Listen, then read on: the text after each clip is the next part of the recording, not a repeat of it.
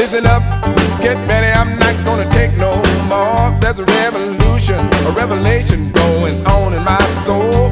Buckle up, get ready, we're not gonna sit back and wait and allow ourselves. Okay, welcome all you citizens of the world. It's time for another edition of the Live from the Heartland show. We're here in Chicago where we do stand up and we try to be strong. Thank you, Kev Mo. I'm Michael James. I'm your host today, and I'm here with you and for you with another edition of the Live from the Heartland show. This is number 105 during the time of the pandemic. Basically, that means that we're still doing it from home. It's not quite live. We are recording on June 10th, the day before this will be aired. And you can get it now 3 times a week on WLUW. That's Saturday morning, that's Tuesday morning, and Friday morning. And we're available a lot of other places too. Today, I've got a number of really neat guests. I'm going to have the longtime political activist, politician, Clem Balanoff. He is the National Political Director of the Amalgamated Transit Workers Union, and he's working on elections all over the country. We're going to have our semi-regular sports report, the Heartland Sports Report from the former famed cross-country coach Gordon Thompson, who is now teaching and looking forward to a summer off. And then we're going to welcome our co-host sometimes, Katie Hogan, along with Rosanna Magada, and they're going to talk about the Artists on the Wall, that signature event that happens every year in the 49th Ward along the shores of the Great Lake, Michigan in Loyola Park. So we're going to have some good conversation. I'm going to start off by letting you know that on Thursday was the beginning of the January 6th Capitol insurrection hearings. I think we may get to talk about that with Clem Balanoff a little bit. In any event, the Democrats and a couple of Republicans who were involved, and Liz Cheney was very good, I thought.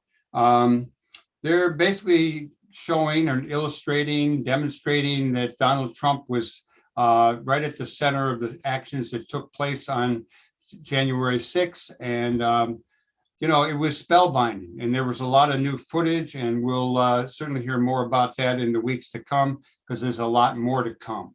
On the gun front, let me let you all know that in the 9.5 years since 20 first graders and 6 teachers were massacred at Sandy Hook Elementary in Newtown, Connecticut, there have been over 900 incidents of gunfire on school grounds and nearly 3,500 mass shootings. That's a lot of mass shootings. And a little bit more on that, there is going to be on Saturday the 11th, that's when some of you will be listening or seeing this on a stream or hearing it on a stream. There's going to be demonstrations across the country called March for Our Lives. And the one here in Chicago is March for Our Lives Chicago. It starts at noon on Saturday the 11th, and it'll be at the Federal Plaza, and it's going to go on for a while. On the political front, the San Francisco District Attorney race, it was a setback for the progressives who support the mission of criminal justice reform. Chesa Boudin lost.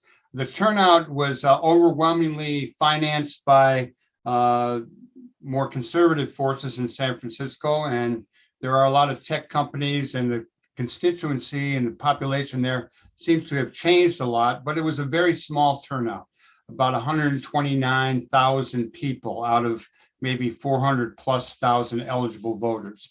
So I don't think we've seen the end of it, but that basically is talking points for people who want to tone down the progressive arguments on a lot of fronts. On the labor front, we've been reporting regularly about the increase of Starbucks outlets that are unionized. That continues to happen. I think there were 4 or 5 more this week.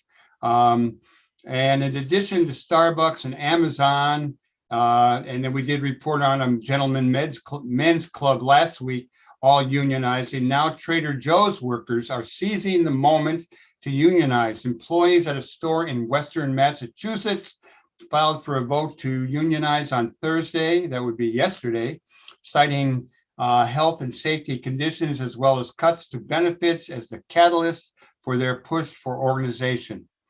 If they succeed, they'll be the only Trader Joe's unionized store in the country, but we know many more will follow.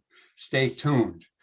On the war in Ukraine, it still goes on. The Russians seem to be digging in the eastern sector. President Zelensky said that the Ukraine needs more weapons and European Union membership. So stay tuned for that. I've got a little bit of good news on the environmental front that was given to me by our producer, engineer, Emilio Davis. And it says, many people who want to invest in solar panels for their home don't know where to start.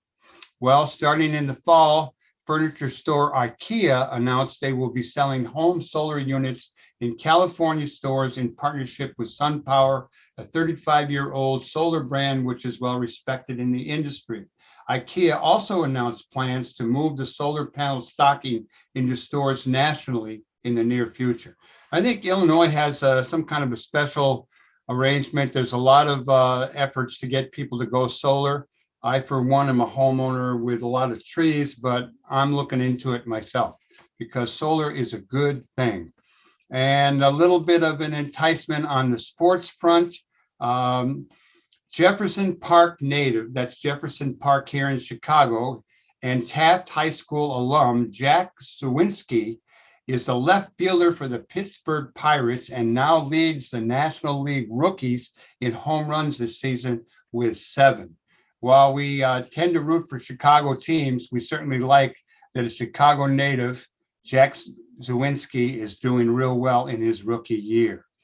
And a little bit of information about what's going on here in the 49th Ward. Again, you may see or listen to this show a number of places, but if you're getting it on the radio on Saturday morning or via stream on Saturday morning, know that on Saturday afternoon at 7600 Paulina, there will be a 49th Ward Juneteenth block party. Also, the farmers market is back open on Sundays, and this will be its second week. Glenwood Avenue is closed off not just for the farmers market, but also for bars and restaurants along there. They're now really a great table setup out there, and people should check it out. Also, 2 other things. The Prairie Dancer Front Porch Studio Gallery, that would be me, will be out there on Sunday with photos and books, and I'm ready to have some good conversation with any and all who show up. And one more thing would be Heirloom Books over on Ashland Avenue here in the 49th, or close to the 49th. I'm not sure, it could be the 48th. But Heirloom Books is having their 5th birthday party. It will take place Sunday from 2 to 6 at the wonderful Archie's Cafe on Loyola Avenue, just west of Sheridan Road. Okay, that's it for the announcements. Emilio, I think, is going to pick a song. We'll be right back with our first guest, so stay tuned here on the left end of your dial or wherever you're getting the show, and we'll be back with more Live from the Heartland. You better think about what you're trying to do to me. Think, let your mind go, let yourself be free. Let's go back, let's go way on, way back when. I didn't even know you couldn't have been too much more than 10. I ain't no psychiatrist, I ain't no doctor with degrees, but it don't take too much time to see what you're doing to me.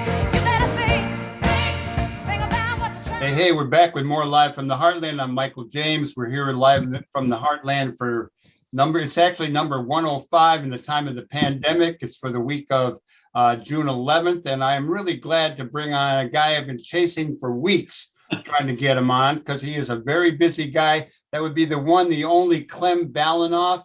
And he is the political director of the Amalgamated Transit Union, a labor organization in the US and Canada, who then represents employees in the public transit industry. And Clem has been around for a long time. He was a state representative here in Illinois, He's from a politically active family. Maybe get him to talk a little bit about that. But let's just get going with Clem. Good morning to you, brother. Hey, good morning, Michael. It's great to be here. You know, and it's you say when you talk, you say I've been around a long time. You make me feel like I'm old. Well, you're not as old as me, brother. I'll tell you that. You're looking good. A couple of years younger than you, but certainly always trying to catch up to you in terms of activism and involvement. Well, you're doing a great job. And every time I've tried to get a hold of you, you'd be on your way to Canada or California. So why don't you let's just start off with telling us a little bit about what you've been doing on the political front. I know you're going to want to focus on some races you're working on. I'm going to maybe grill you on the January 6th hearings. Let's start with that. You got any take on the January 6th hearings? On Thursday night, we watched, I think a lot of people, maybe some Republicans too, watched them. Your take on them? Yeah, well, I'll tell you what, the kind of the footage and of what we saw yesterday was horrific. And it's unbelievable to me that nobody, Republicans included, after watching all of the statements, including what Bill Barr said. That was heavy. That really was. Could any way support Donald Trump and this at this particular point in history, and Republicans, quite honestly, because the vast majority of them are supposed to continue to be supportive, and they fall over themselves to try to prove that they're even more close to Trump, and they believe that he was cheated in 2020. It's just unbelievable to me. They try to figure out how to get the most craziest that they can to get elected in the Republican primaries, which is going to be and they reverse their position about, some of them have talked about, well, this can't happen and we have to look into it, and we got to get rid of Trump when he was still in, and then they switch in their stories. Yeah, well, I think that's because at the time of that, within the Republican Party, Donald Trump was a real serious force and extremely popular. I think that's changing in this country, though. And when you look at elections around the country, a number of his candidates are losing in the Republican primaries. I mean, he has victories too, don't get me wrong, but I think you're going to start to see, I think when there's just some kind of like crack in the armor there, I think we're going to see, or crack in the dam, I think we're going to see the floodgates open up. And I think you're going to see a lot more of his candidates not doing very well. And it's interesting, because I'm not sure that's the best thing for Democrats in the fall. I mean, it's rather be running against a real Trump Republican. On the Republican front, do you think that, you have an awful lot of people who just totally flipped into another kind of a world. Yeah. Do you think there were many Republican listeners last night? I know Fox News didn't even broadcast them. Well, I don't think that every Republican only listens to Fox News. I'm sure there were a number of Republicans listening. I guarantee you every member of Congress was listening last night of the Republicans. But no, I think there were probably lots of Republicans and a lot of independents kind of, people like listening last night. And, that's interestingly, there are fewer and fewer swing voters in every election now, when it becomes a Democrat and Republican. So those are the people you have to be talking to. And I think that the message came across loud and clear yesterday. So, that if the Democrats can keep, somehow get the narrative to be that, then I think that we do very well in the fall. Unfortunately, I think they're going to vote, people vote their pocketbooks, inflation, gas prices, and things like that. And that's where we have to kind of really work. Well, let's look at that a little bit. When I was talking to you before we came on the air, the other day, there was a guy on CNN talking, and he basically said, if the election is about saving our democracy, the Democrats have a real good shot at it. If it's about gas prices and inflation, the Republicans win. When I talk to you, you're pretty skeptical about the Democrats' chances in 2022. So why don't you elaborate on that, Clem? Well, I think there's a lot of reasons there, Michael. We in 1992, there was a big post. There was Post-its on the wall in Bill Clinton's campaign offices all over the place. It said, "It's the economy's stupid. People vote their pocketbooks." I mean, that's just it's what, and they always blame the party in power. It doesn't matter if it's their doing or not. But when I look at the fall, I think the reason that I'm not as optimistic at this point in time, but I still think there's a lot of time to election day. I point that out because things can change very rapidly because of the way the electronic media that we have now. But I think that, when they do polling, is the country going in the right direction or wrong direction? Overwhelmingly, people feel it's going in the wrong direction. The party in power, generally loses seats in the off-year elections. Joe Biden's approval rating right now is an average of a -12. I think that with voting rights restrictions in many states that have passed it'll make it more difficult for Democrats. I was in Georgia last year for the Ossoff and Warnock race. I was there for a couple of months, and if there had been restrictions at that time, I'm not sure we might not have won, because we have always been working, like when I worked with David Orr, to be able to figure out how to make it easier to vote and enfranchise people, not disenfranchise them like the Republicans are trying to do. Crime in big cities could become an issue. The price of gasoline. There's not a time that you turn on the news now that you don't see, they don't talk about the price of gasoline. In California, there was a story that it was almost $10 a gallon. Yeah. A couple of days ago in Berwyn, I paid $5.79 a gallon. And when I was in Canada last week, I filled up the tank. Now it's Canadian dollars, but I filled up a tank of this, my rental car was a Volkswagen Passat. I don't think that's a very big car. And I filled up the tank and it was $125. I mean, and I'm not alone. I was in Berkeley 2 weeks before that, and this was in gas, it was only $6 a gallon. And a woman and her husband were filling up their truck, and they were senior citizens. And I was talking to her, and she said, yeah, it's really hard living on a fixed income. She says, I'm fortunate. We're fortunate. She says, we only fill up the truck once a month because now that we're retired, we don't go anywhere. She said, but I really feel sorry for younger people who have to get to work every day, and I don't know how they're going to do it.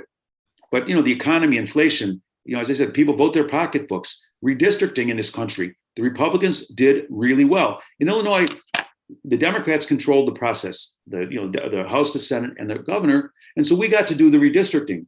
So it's more favorable to Democrats. Like this fall, I look like right now it's 13 Democrats and 5 Republicans in the Illinois congressional delegation. It's very possible after this fall that it'll be 15-2 because we lost a seat. And because of some redistricting things, we can win 15 seats in Illinois, assuming, like if we're fortunate. I'm not saying we will, but that would be, that's pretty optimistic. And then I think there's frustration among like young people. They look at things like the Green New Deal. It's not going anywhere in the Congress. They look at things like, free college tuition, and they're living under mountains of debt. And they look at it and say, hey, it doesn't seem like things are moving. And I think so there'll be some frustration, and in Illinois, then we've got the Madigan scandal as still is hovering over, every Democrat in just about every race in incumbents. So I think it's going to be tough. What do you think that activists, people of conscience should be doing in the months leading up to the election? I mean, if you had to get everyone on the same pathway to salvaging some of this, what do you suggest? Well, I think around the country, I think we have to start changing the narrative. We can't be talking about all the things that we our frustrations with what hasn't happened. I think we have to talk about some of the things that have happened. The Infrastructure Investment and Jobs Act that was the real first big piece of legislation that we passed will create just hundreds of thousands of jobs, maybe millions of jobs across this country. It'll make public transit better. It'll take care of the water supply, be able to give us money to be able to get rid of lead in the water in Chicago and other cities across this country because of, the lead pipes. We have to talk about things like that. We have to talk about saying, look, yes, we understand we haven't gotten, in certain cases, we haven't gotten where we want to get. But when we look at things like the Green New Deal, or we look at college tuition or Medicare for all, and I'm not saying we're going to get there in 2024 or by 2024 if we elect a few more Democrats, because that's not going to happen. But if you don't start somewhere, unfortunately, I mean, I'm old enough now to understand that change has historically been incremental. I'd like to go from point A to point Z like you would, Michael, in so many cases. Yeah, as we get older, we get more of it over time. Yeah, well, we understand, unfortunately, that that's just not how things happen all of the time. You and Katie have been fighting for, you're my role models, you guys, and David Orr. I mean, seriously, been fighting all your lives for what's right. And, yet you see changes, but unfortunately, they're incremental. And I think that we have to start doing things like that. People have to get actively involved. We see much less and less, many less people now volunteering. It's harder to get people to knock on doors, make phone calls. And I think that was, in part because of the changing, in Illinois, of the kind of machine. Because instead of having volunteers where they could give jobs to, not volunteers, but people were working because of patronage. Now what they do is they buy, they say, hey, well, we'll pay you for the day, just to get you out to do something. Volunteerism, it's very difficult to get people out, to walk precincts and to knock on doors. It's something that we have to get back to. No, that's why we need local organizations. Like in 49th, we've got Network 49, which does some good stuff. Yes, it does. We talked about it. No, Network 49 is a good example. It's an independent progressive organization. And that is the kind of thing that we have to be building. I mean, Bernie Sanders is coming to Illinois next Thursday and Friday.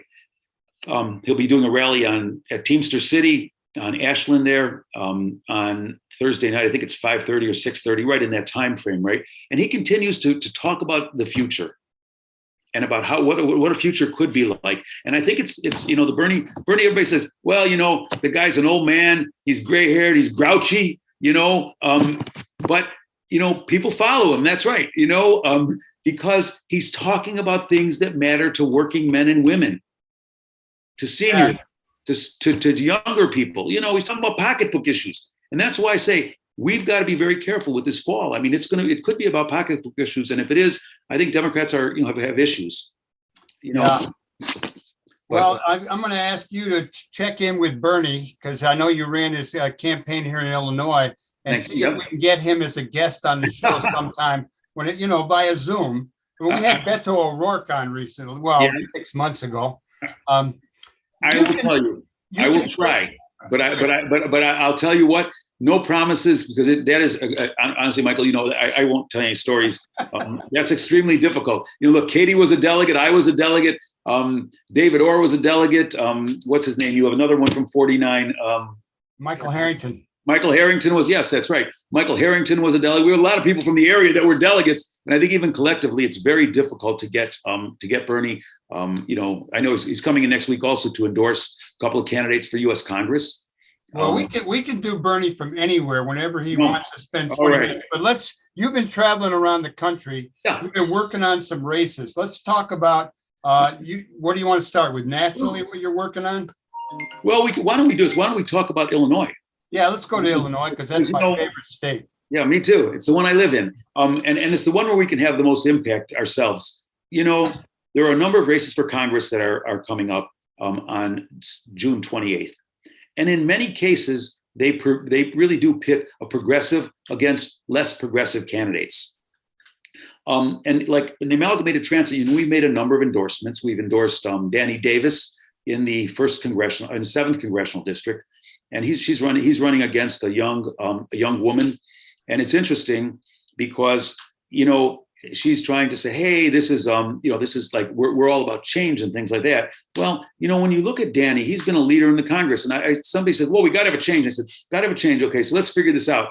What is it about Danny Davis? Is it because he isn't for Medicare for all? I said, he's been for Medicare for all since Quentin Young, the father of Medicare for all in Illinois, was alive. And it's right. Is it because he's not for free college tuition? I said, he is. Is it maybe because he doesn't believe in raising the minimum wage to a living wage? And I said, you know what? He was doing that since before she was born.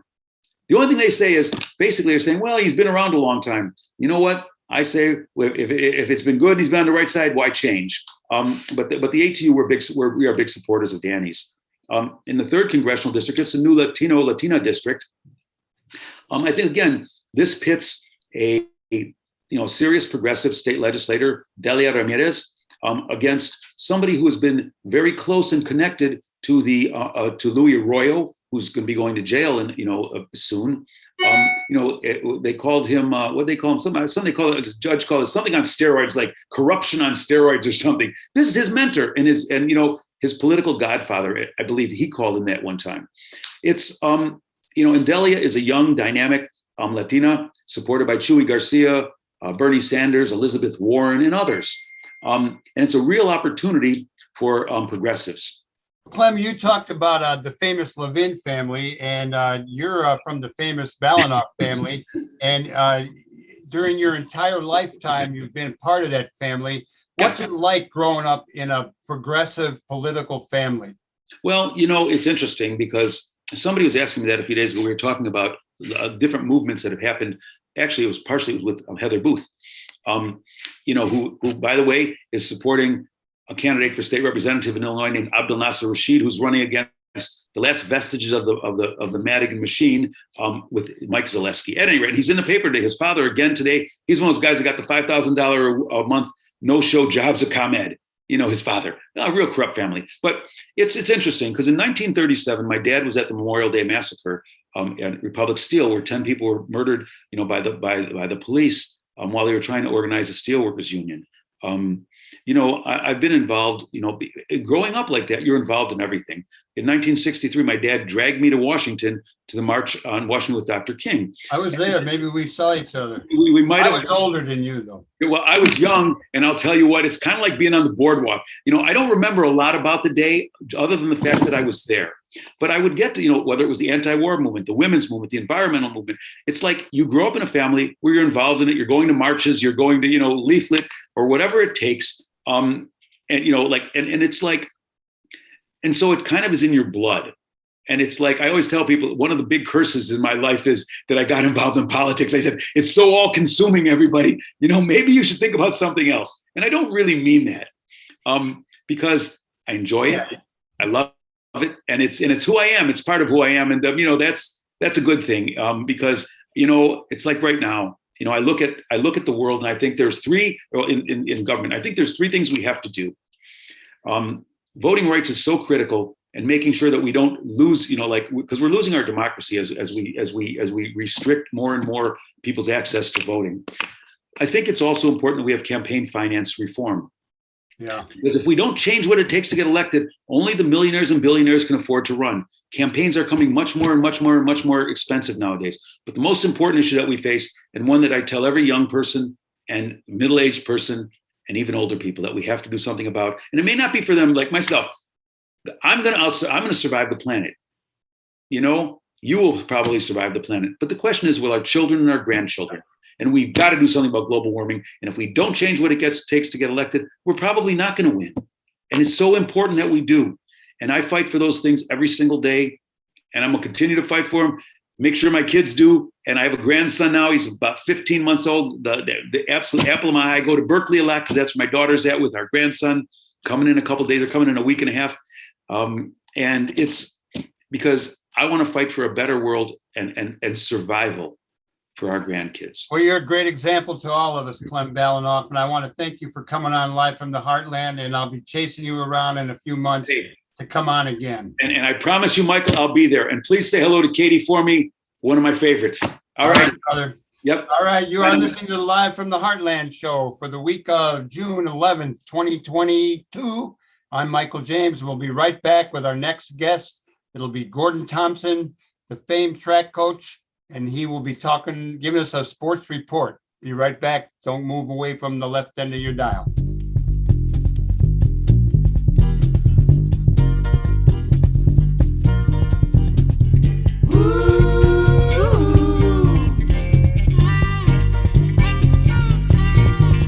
Smack, water, Jack, he bought him a shotgun. 'Cause he was in the mood for little confrontation. He just let it all hang loose. He didn't think about the noose. He couldn't take no more abuse, so he shot down the congregation. We're back with more Live from the Heartland, and we're bringing on one of my favorite people in the world and someone who knows an awful lot about sports, particularly track and field, but ventures into all sports when he does the semi-monthly Heartland Sports Report, the one, the only, Gordon Thompson. Good morning to you, Senor Thompson. Hello, Chicago. How are you Gordon doing? and I haven't seen each other since in April. We were traveling around in the Southern Sphere.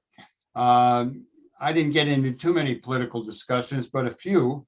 But we had a good time driving around. And so how are you doing, Gordo? Doing pretty good. You did get in a few political discussions. Oh, every Starbucks we stopped in, you're like, hey, you guys getting unionized? Hey, what's going down? Some of them probably are union by now. Right. They probably are. Yeah. Some of them were jive to the conversation. Some weren't.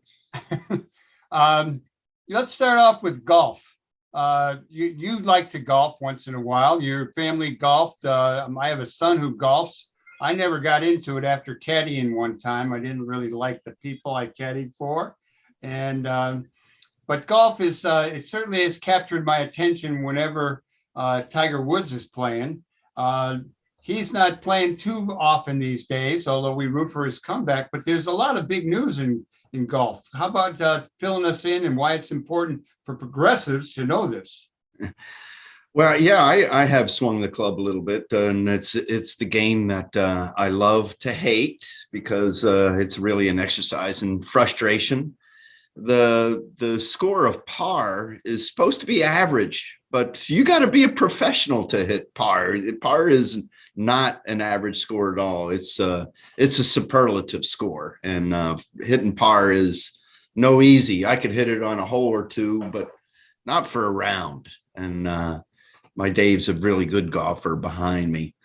Golf is getting a big deal lately because, hey, Tiger Woods turned down high dollar figures to join this new LIV league, commonly called the Live League by the golfers.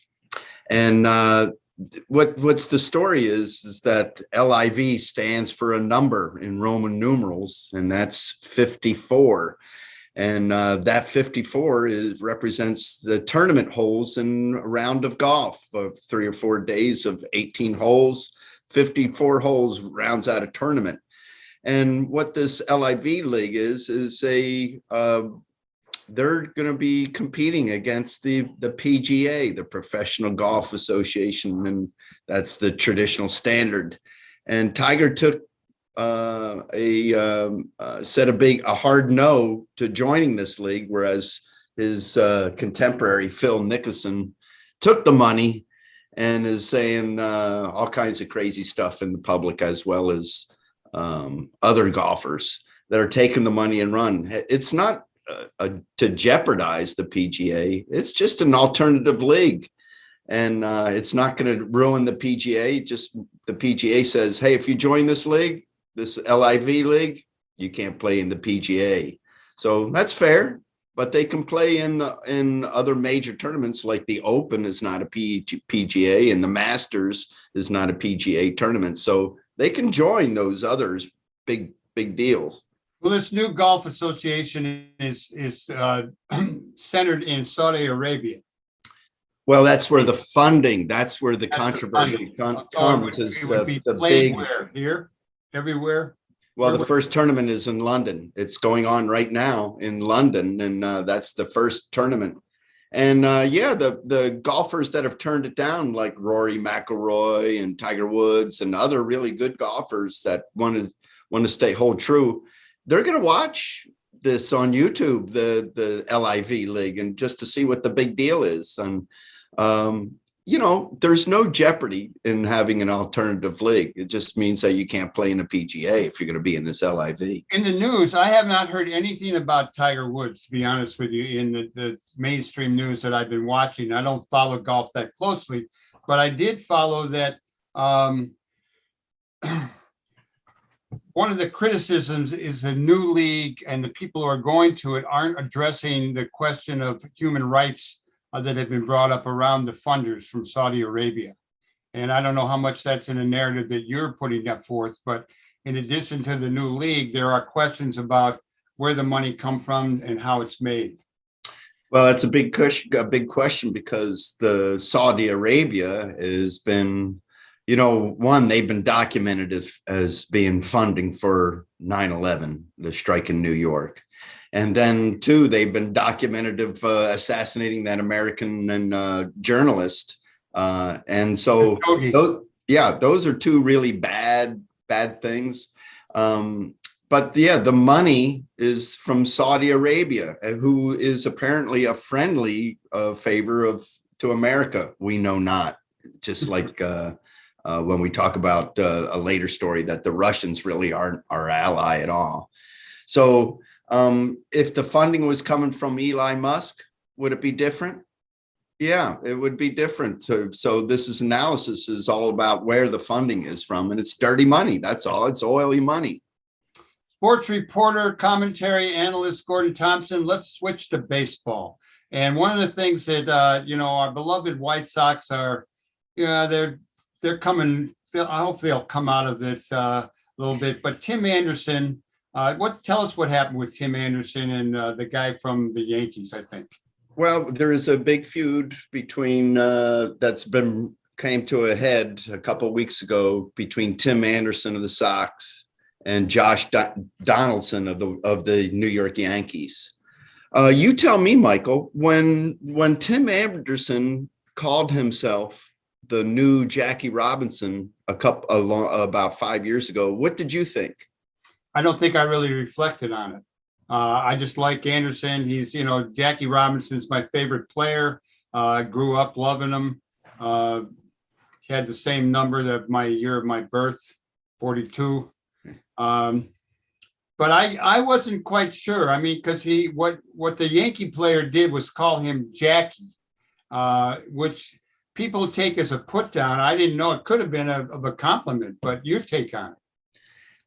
Well, first off, he apologized later, so there's some but doing here. The apology was a cryptic apology and kind of some capital letters and some little letters, and it was really not an apology. Hey, Jackie Robinson was a phenomenal trendsetter. I mean, he opened the game up when for African Americans when they had the Negro League already in place. Jackie Robinson was treated awfully by his own teammates, the fans, and he had to endure a lot. And Branch Rickey, the commissioner of baseball, chose Jackie Robinson specifically. No, he wasn't the commissioner. He was the owner of the Dodgers. Right. Well, he chose him because of his temperament, right? That Jackie was strong and tough enough to handle it. Well, he did handle a lot, but he didn't have to handle all he did. And he really should have spoken up about all the terrible treatment he was getting at the time. But he didn't. He was really a dignified guy. Tim Anderson, calling himself the new Jackie Robinson, says, I'm going to break ground. I'm going to do something for my race that hasn't been done before. So immediately he brought attention upon himself that he really didn't deserve, positive attention that he really didn't deserve. Well, Josh Donaldson had called him during competition, during the game, called him, hey, Jackie, what's up, Jackie? Just kind of giving him trash talk. Well, that trash talk transcended just regular sports barbs to racial behavior. Calling him Jackie was a racial epithet and really was the same thing as calling him the N-word, and really was a horrible transgression. And his apology was like, hey, screw you, I'm not apologizing. So Josh Donaldson, I don't know if you know, he's got a history. He's been with a bunch of clubs, but only for a couple years at a time. He wears out his welcome for every club he goes to. The guy is not a good teammate for anybody. He's with the Yankees now.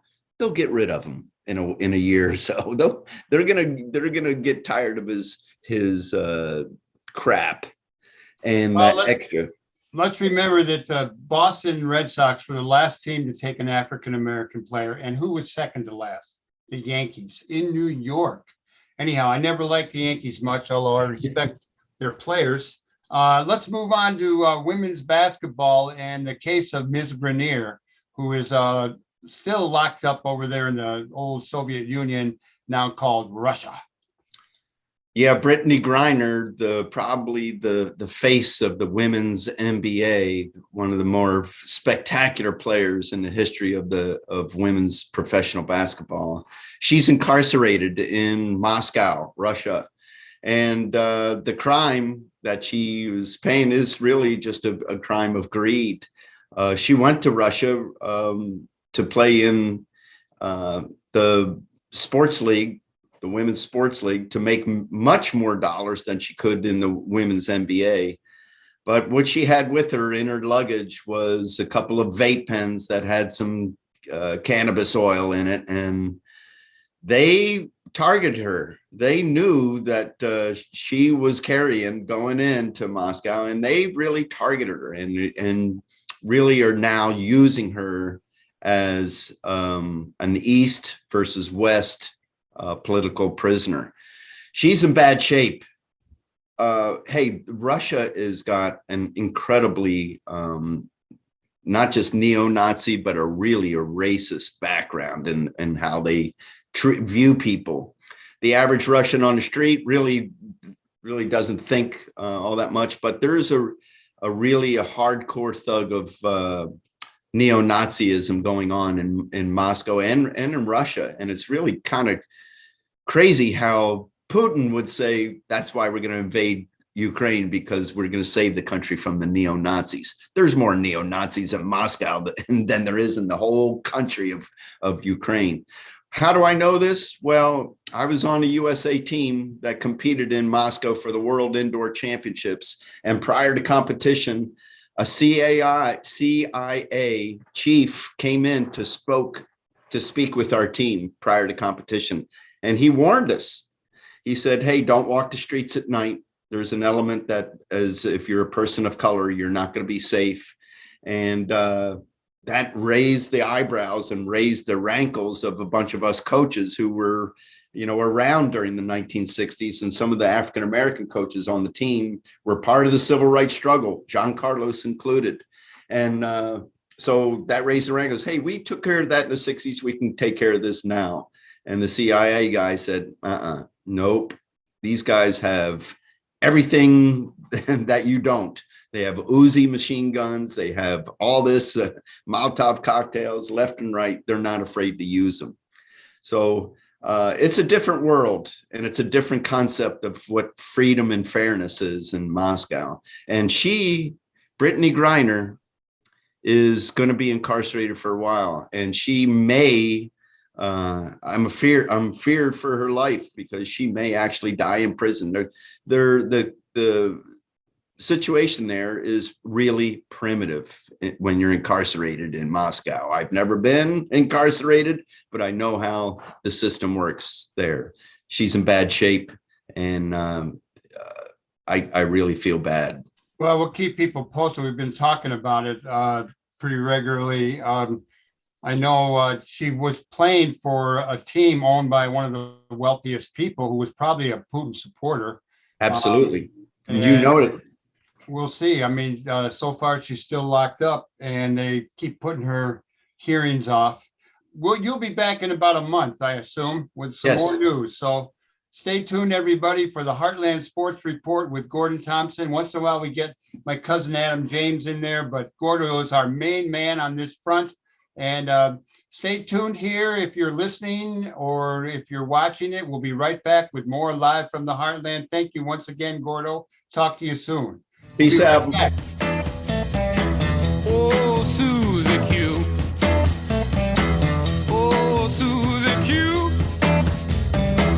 Oh, Susie Q. Baby, I love you. Susie Q. Like the way you walk. I like the way you talk. I like the way you walk. I like the way you talk. Hey, we're back. We're back with more live from the Heartland. So far, we've talked to Clem Balinoff on politics. We've talked to Gordon Thompson around sports. And now the illustrious co-host sometimes of the show, Katie Hogan, is going to come on talking with her friend, our friend, Roseanne Magada. And they are both active in the advisory council at Loyola Park. And Loyola Park Advisory Council is the host of the yearly event, Artists on the Wall or Artists of the Wall, a signature event here in the 49th Ward. And Katie is going to take it away with her little interview with Roseanne. We'll be right back after they're done. Yay, here we are again together on Live from the Heartland, the Zoom version. Rosanna Magada, all these years, I think this audience is familiar that when they see you on the screen or on, hear you on the radio, You're here to talk about Artists of the Wall. Absolutely. Yeah. It's our 29th year. It has gone by so effortlessly, it seems. I love the way you say effortlessly. That's so great. Okay, full disclosure, Rosanna and I worked side by side on this festival for many, many years. Then I lit out to do something, maybe a radio show, I don't know, and left her with everybody else.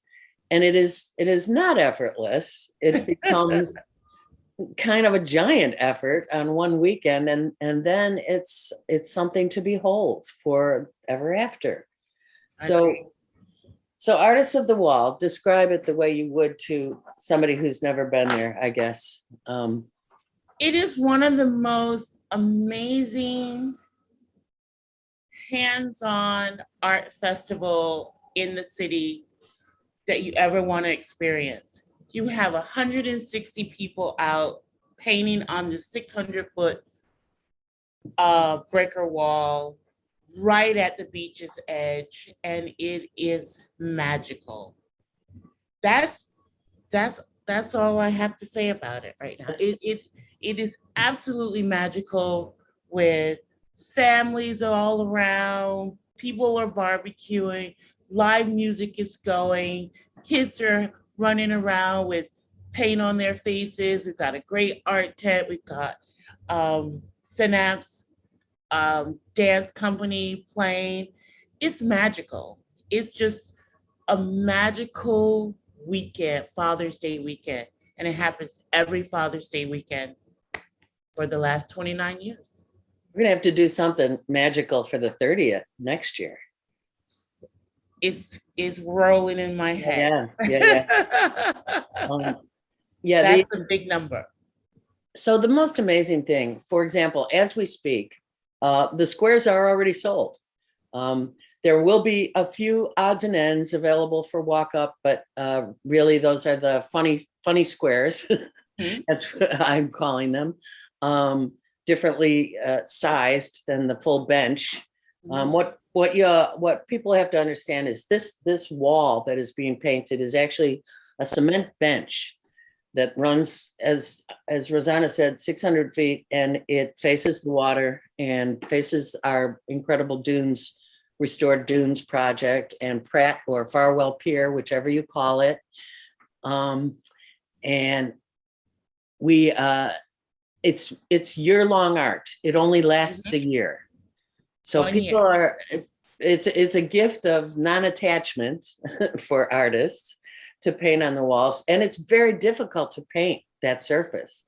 You really have to get to know how to do it to get the effect you want. And so we have lots and lots of people come back year after year because they go, I'm going to get it next time. I'm going to get that image, but they also fall in love with the whole process, right? And that becomes the attachment. Yeah. Because once you do it, once you actually experience it, and something that you have created from everything that we put out. And this year's theme is World of Tomorrow. How very Star Trek of us. Yes, right. And we had this wonderful artist to give us a graphic image of World of Tomorrow with hands all around the lake. It is really beautiful. And where we are today in our climate, what does our World of Tomorrow look like? So it couldn't be more apropos of the climate that we're in and where we imagine that. And to have that imagination from 160 different artists painted on the wall is the attachment. Because once you do it, you want to come back and you want to do it again and again. And that's the success and magic of this festival, Artists of the Wall Festival. That's absolutely, couldn't say it better. I mean, it's sort of regardless of the theme, the overriding theme, our Rogers Park artists family that comes together on that wall always seems to have a like-minded approach, which is, and it's probably because of the surroundings while they're painting it. It's always about, love and peace and community. And this is our front yard and let's take care of the earth. And, it's just all this wonderful, uplifting thoughts. And even unto, I always regularly, there's a painting of someone meditating that makes you just stop and go, oh, maybe I should be meditating right now. Moment. Exactly. So it's not the only thing that goes on. You also have, we have a full stage happening both Saturday and Sunday. Right. And this is Father's Day weekend, which is next weekend. Mhm. Then there's also the kids art tent. Absolutely. The kids art tent is being put on by this wonderful group called Third Estate Art. Okay. They have been helping us with the kids tents. They've been a part of the Artists of the Wall for the last 4 years, and they just do an amazing job creating art with the little ones. And they handcraft a lot of their arts, and it's a tiny little piece of extra love that they give. It seems tiny, but it's really large for the tiny ones. You don't still do the practice wall, do you? We haven't done it in a couple of years. We brought it up to do this year. You never know. We just might get one to do it because that's always really great right behind the paint tent. We have the little kids that just paint over, and we just come back and wipe it over, and they just paint again. And it's just a complete mess is what it is. It is.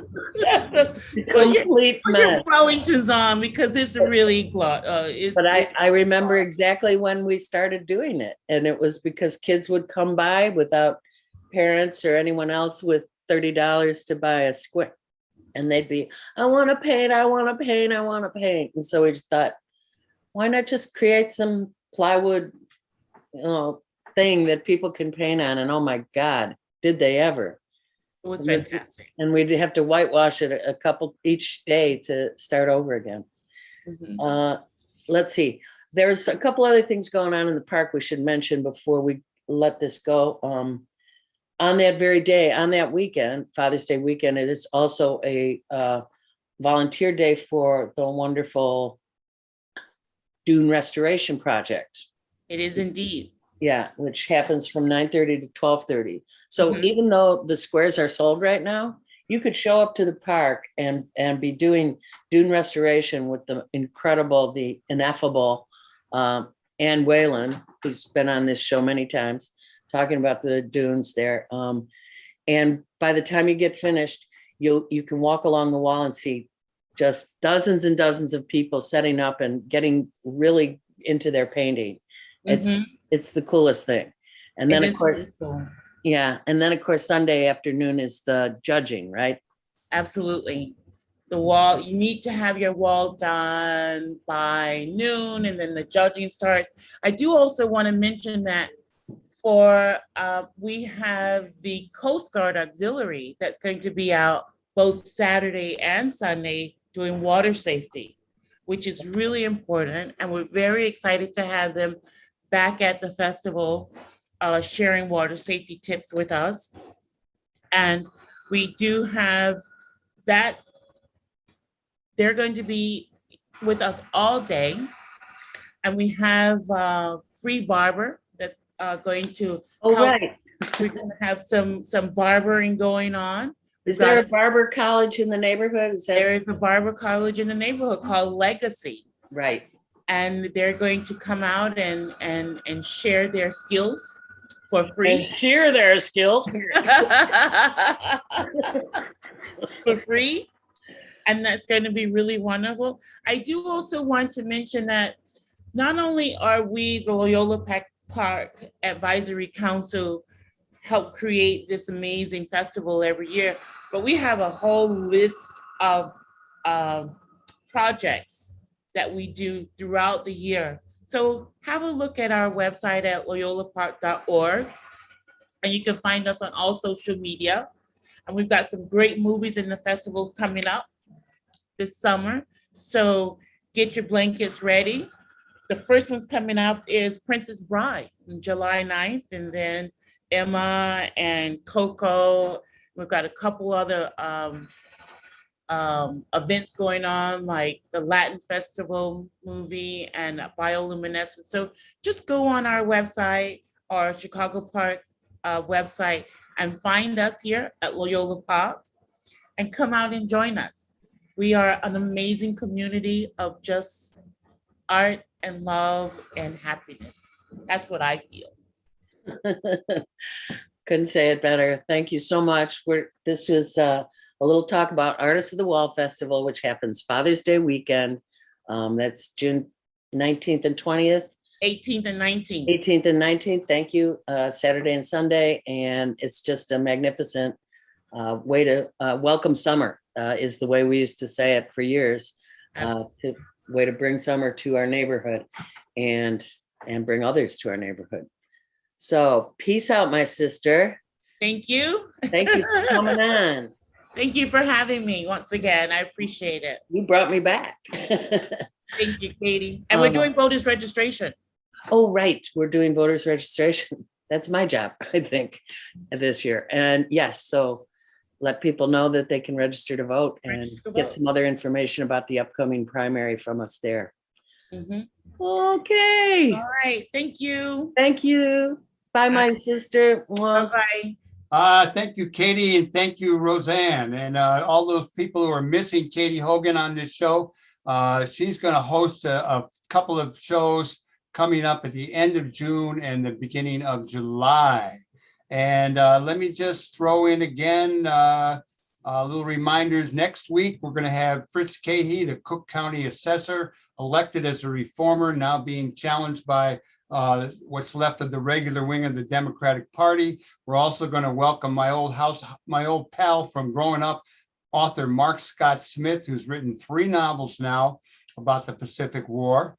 And we're very sorry to learn that Anne McGravy, our friend from Scotland, who found a home in Rogers Park along with her brother Leo and her sister Jo. Anne is a very accomplished playwright. The 3 of them, either together or separately, frequented the Heartland Cafe very often. And she was just a wonderful woman. And she hung in there a long time, in her mid-90s, I believe. Check out her playwriting, Anne McGravy. That's MC capital Gravie.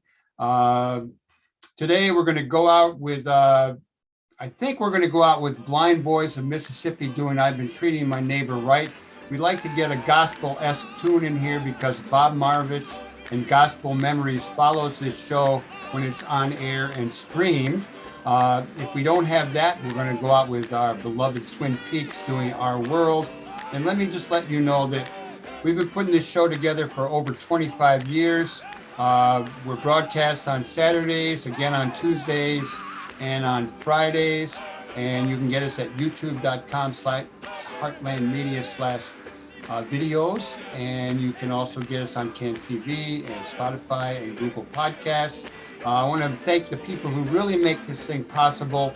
And that would be Emilio Davis, Lynn Orman Weiss, Imani Warren over at Loyola, Luis Mejia, who's down there in Veracruz, and Katie Hogan and Tom Clark, who sometimes come on the show as hosts or as guests.